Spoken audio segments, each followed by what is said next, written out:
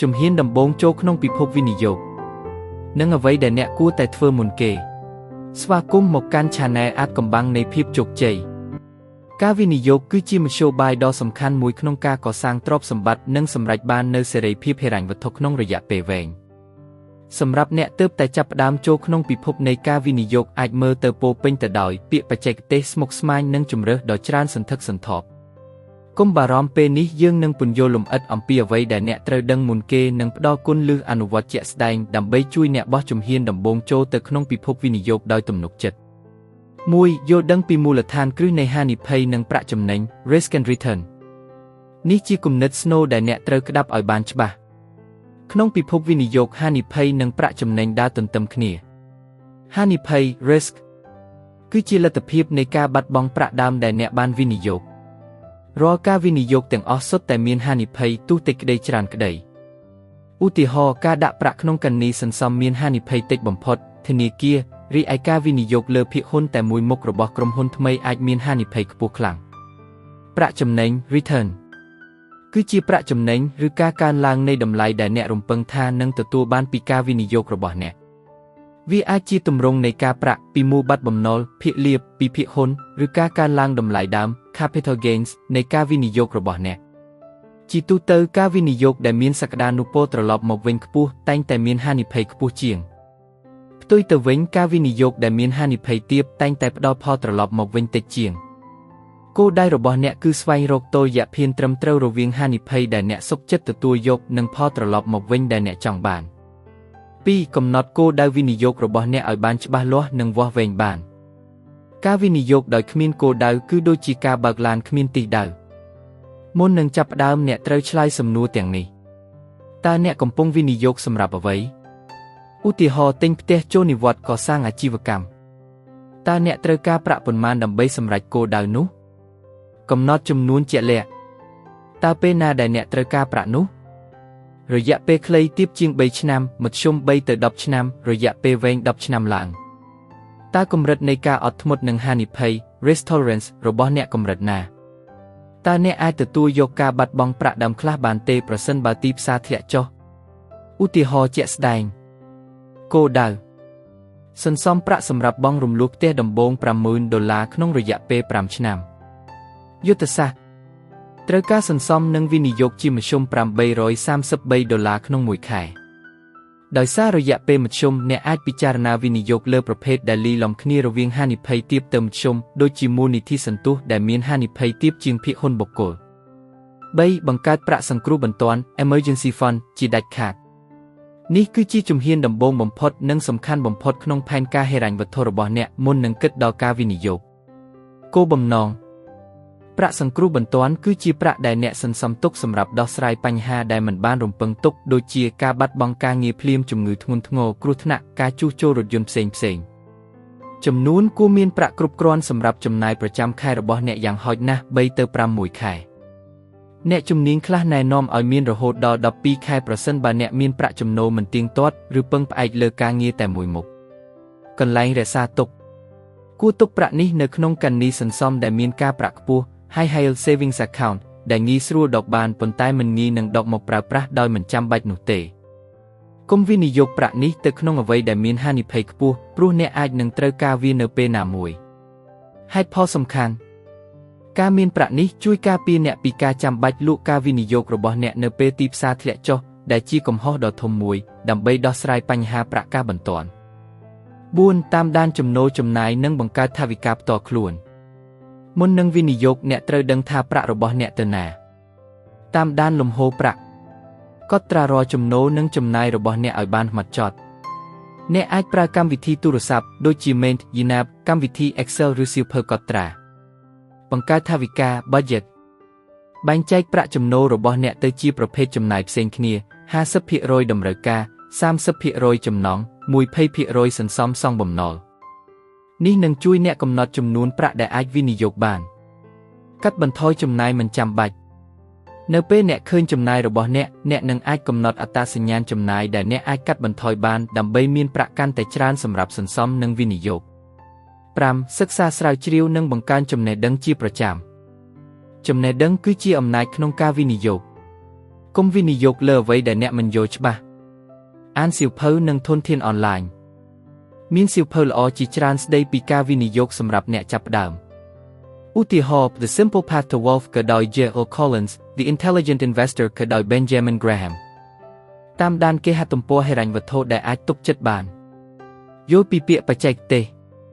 រៀនពីអត្ថន័យនៃពាក្យដូចជាភាគហ៊ុន Stocks មូលបត្របំណុល Bonds Index Funds ETF ភាគលាភ Dividends ការបែងចែកការវិនិយោគ Diversification និងការប្រាក់ត្រួតត្រា Compound Interest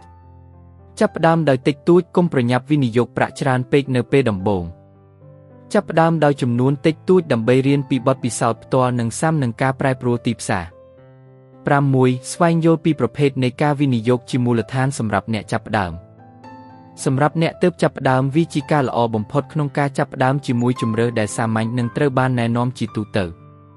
Index Funds និង ETF Exchange Traded Funds ទាំងនេះគឺជាជម្រើសដ៏ល្អបំផុតសម្រាប់អ្នកចាប់ផ្ដើមជំនួសឲ្យការទិញភាគហ៊ុនតែមួយរបស់ក្រុមហ៊ុនមួយមូលនិធិទាំងនេះវិនិយោគលើក្រុមហ៊ុនជាច្រើនក្នុងពេលតែមួយឧទាហរណ៍មូលនិធិដែលតាមដាន S&P 500មានភាគហ៊ុនរបស់ក្រុមហ៊ុនធំ500របស់អាមេរិកអត្ថប្រយោជន៍បែងចែកហានិភ័យដោយស្វ័យប្រវត្តិ Built-in Diversification មានថ្លៃសេវាទាបនិងមិនទាមទារការតាមដានច្រើនពួកវាគ្រាន់តែតាមដានដំណើរការរបស់ទីផ្សារទាំងមូលបត្របំណុល Bonds ជាទូទៅមានហានិភ័យទាបជាងភាគហ៊ុននៅពេលអ្នកទិញមូលបត្របំណុលអ្នកកំពុងឲ្យរដ្ឋាភិបាលឬក្រុមហ៊ុនខ្ចីប្រាក់ហើយពួកគេនឹងសងអ្នកវិញជាមួយនឹងការប្រាក់ជាប្រចាំវាល្អសម្រាប់ស្ថិរភាពនិងលំហូរចំណូលប្រាក់បញ្ញើមានការកំណត់ Fixed Deposit Time Deposit ជារបស់ធនាគារដែលអ្នកដាក់ប្រាក់ក្នុងរយៈពេលកំណត់មួយឧទាហរណ៍6ខែ1ឆ្នាំ5ឆ្នាំហើយទទួលបានការប្រាក់ថេរខ្ពស់ជាងគណនីសន្សំធម្មតាហានិភ័យគឺទាបខ្លាំងអចលនទ្រព្យ Real Estate ការវិនិយោគលើអចលនទ្រព្យអាចផ្ដល់ផលចំណេញខ្ពស់ក្នុងរយៈពេលវែងតាមរយៈការកើនឡើងតម្លៃនិងចំណូលពីការជួល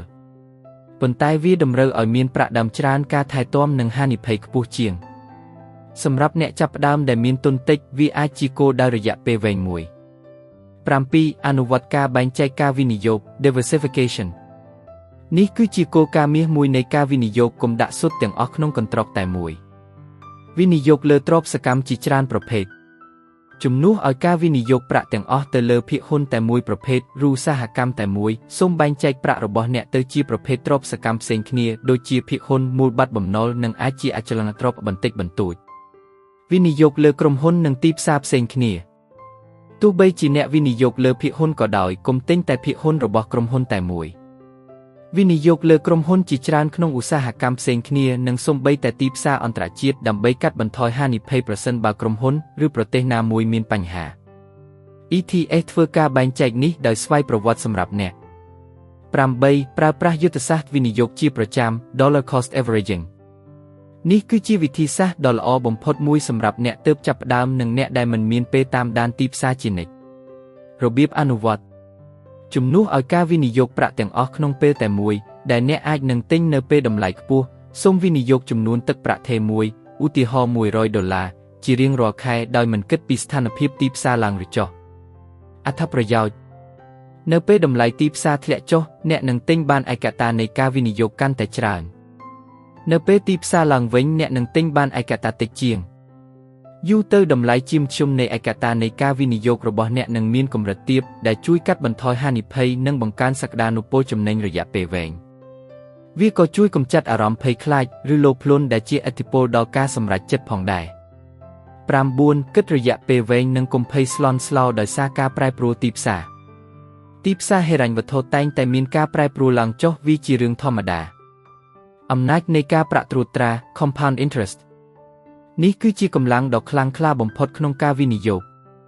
វាមានន័យថាការប្រាក់ដែលអ្នករកបានក៏នឹងចាប់ផ្ដើមបង្កើតការប្រាក់បន្ថែមទៀតកាលណាអ្នកចាប់ផ្ដើមវិនិយោគមុនកាលណាអ្នកមានរយៈពេលវែងជាងនោះប្រាក់របស់អ្នកនឹងរីកចម្រើនកាន់តែខ្លាំង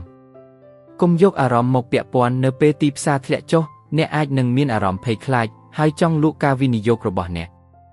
នេះគឺជាកំហុសដ៏ធំមួយការលក់នៅពេលតម្លៃទាបគឺស្មើនឹងការបាត់បង់ប្រាក់សម្រាប់អ្នកវិនិយោគរយៈពេលវែងការធ្លាក់ចុះទីផ្សារគឺជាឱកាសដ៏ល្អដើម្បីទិញបន្ថែមក្នុងតម្លៃថោកប្រកាន់ខ្ជាប់ផែនការ